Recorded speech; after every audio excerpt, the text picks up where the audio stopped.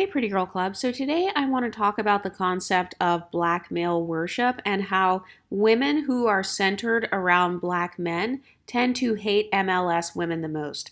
We all know that a lot of times our phenotypes are preferred by black men, whether you are a darker skinned woman with naturally curly hair, or maybe you are some other mix, maybe you're black and white, maybe you're Afro Latina or something like that. I've noticed that a lot of the women who worship black men or they really want to be picked by a black man, those seem to be the ones who really dislike us the most because you guys know that I talk about decentering men on this channel. So I have actually decentered men, so I'm no longer threatened or, I don't have that fear of not having a man. But I've noticed that the women who are male centered, they do have a fear of not having a man and they do have a fear of being alone. They have a fear of not being chosen or not being picked, or they're afraid that their black man will find you to be more attractive than herself. I have noticed this like with white women who date monoracial unambiguous black men. I've noticed those same women tend to have the same hatred towards me as the unambiguous black women who date those men. And this is why it's important for me to talk about going on that journey of decentering them, because the more male centered you are, the more jealous you're going to be. The more male centered you are, the more inadequate you're going to feel. The more you're going to end up comparing yourself to other women because you're going to be constantly following the male gaze. And I've talked on this channel before about how the male gaze is very fickle. One moment he likes skinny girls, the next moment he likes thick girls, then he wants a girl with big boobs, and then it's a big butt, and then he wants a blonde girl, then a brunette girl, then somebody with an afro, then someone with locks. So the women who are the most male-centered are the ones who tend to be the most jealous. They're the ones who are the most threatened by other women. And I think that a part of why people can be threatened by us exoticals is because we all have ambiguity in our look. So regardless of your complexion, you still have some form of ambiguity. It could be your facial features, maybe it's your hair textures. And I've noticed that because we have this fluid identity and because we have this beauty that is very fluid, I've noticed that when we change it up, we can look like a totally different person. And obviously, if you're the type of woman that is male-centered and you're focused on the male gaze, you're going to know that that gives you an advantage because a man is known to not only like one thing. Usually guys like multiple different hair colors or multiple different body shapes, multiple different facial features. And so if you already have ambiguity in your look, like let's say you change your hair color, you look like a totally different race now. You look like a totally different person. I've noticed that is what can make some of these women feel threatened. And I've noticed that when it comes to male-centered black women not liking exoticals, it's because I've noticed a lot of black women who are black male centered, they don't seem to be as threatened by racism from white men because they've got the divesting movement. So they don't seem to care as much about racism from other groups of men. But I've noticed the reason that they get so angry with racism or like internalized colorism from black men is because deep down inside, those women crave the acceptance of their counterparts.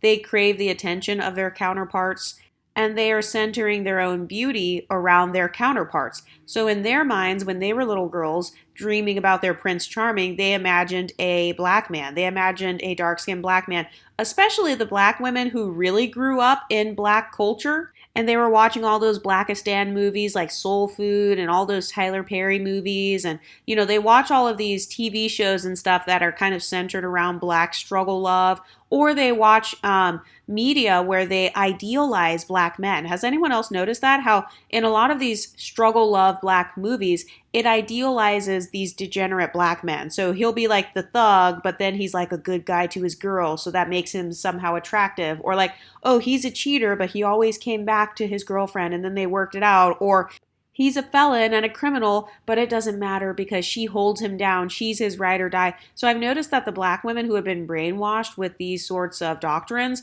they tend to pedestalize black men even more. And so if you pedestalize black men, you're going to end up pedestalizing what black men pedestalize, which is mixed women, non-black women, maybe white men, or the white gaze or white acceptance.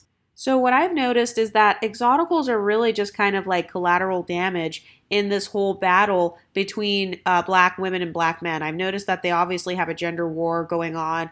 A lot of the black women are mad at black men because the black men seem to prefer other groups of women.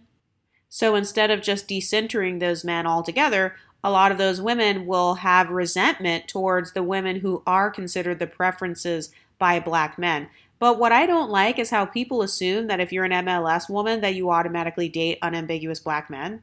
And another toxic mindset that I've noticed is that a lot of women who are male centered, they see dating as a competition. So it's a competition to get a man, and whoever gets picked won the competition. Especially if you get picked for marriage, then you won. So the wives are at the top because they won the biggest prize, which is getting a husband. Meanwhile, the single women or baby mamas, side chicks, etc., the sex workers, those women are at the bottom. So I've noticed that any woman who is male centered, she's going to have internalized misogyny. And I've noticed that women will also use that internalized misogyny against MLS women, especially if you have pretty privilege. A lot of people will have a tendency to call you a hoe, or they will automatically assume that you are promiscuous simply because you look good and maybe you have a nice body. Some women will even go as far as thinking you're trying to steal their man or thinking that you're trying to get their man's attention. I've even seen some family members do this, like sisters will do this with each other, or maybe mother and daughter, or aunts,